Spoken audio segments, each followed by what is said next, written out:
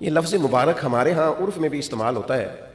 یہ جب کوئی شخص بولتا ہے نا مبارک، تو اس سے خوشخبریاں ذہن میں آتی ہیں، اس سے کامیابیاں ذہن میں آتی ہیں.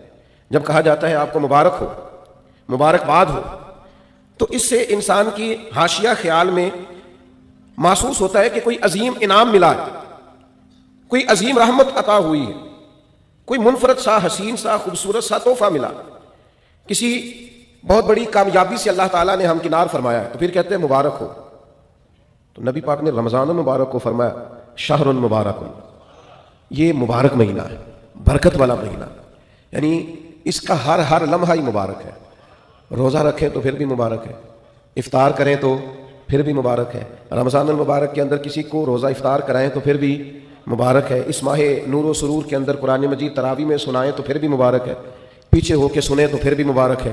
رب دے توفیق، اللہ کرے فضل، تو رمضان المبارک کے اندر اگر ملے توفیق بندہ بیت اللہ کی زیارت کرے تو بڑی مبارک ہے.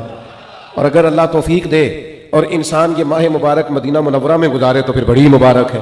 تو ہر لمحہ مبارک ہے، ہر گھڑی مبارک ہے. رمضان سارا ہی مبارک ہے. پہلا عشرہ بھی مبارک ہے، درمیان والا بھی مبارک ہے، آخری بھی مبارک ہے، تاک راتیں بھی مبارک ہیں، لیلۃ القدر بھی مبارک ہے. تو حضور نے فرمایا شہر مبارک، یہ کیا ہے؟ مبارک مہینہ ہے. کون سا مہینہ ہے؟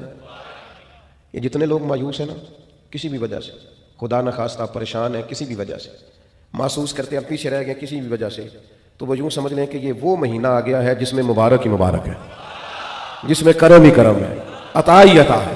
اب پریشان نہیں ہونا، شہر مبارک، یہ مبارک مہینہ آ گیا، برکت والا مہینہ آ گیا. اب کوئی پریشانی نہیں، کوئی پچھتاوا نہیں، کوئی پیچھے نہیں ہٹنا، کوئی کمزور نہیں پڑنا. یہ مبارک مہینہ، اس کو نبی کریم نے مبارک کہا. تو اس کے لمحے لمحے میں آپ نے تصور باندھنا ہے کہ یہ مبارک دن ہے. اس میں رزق آئے گا تو وہ بھی مبارک ہی آئے گا. کوئی شخص ملے گا تو انشاءاللہ خیر ہی ہوگی، کوئی عمل کریں گے تو انشاءاللہ برکت ہی ہوگی. کہیں ہم اللہ کی رضا کے لیے کچھ خرچ کریں گے تو پھر بھی برکت ہی ہوگی. مہینہ ہی مبارک، اس کو نبی کریم نے مبارک کہا ہے. لہٰذا جو پریشان لوگ ہیں نا وہ یوں سمجھیں کہ رمضان کا چاند طلوع ہوتے ہی وقت ہی مبارک کا شروع ہو جائے گا. بیمار سمجھیں کہ شفا ہونے لگی ہے، مقروض سمجھیں کہ رہائی ملنے لگی ہے، تنگ دست سمجھیں کہ وسعت آنے لگی. اور حدیث میں لفظ بھی ہیں، مشکات شریف میں یہ لفظ حدیث کے موجود ہیں. حضور فرماتے ہیں رمضان المبارک میں مومن کا رزق بڑھا دیا جاتا ہے، اس کے رزق میں برکت کر دی جاتی ہے، اللہ تعالیٰ اپنے فضل سے وسعت فرما دیتا ہے.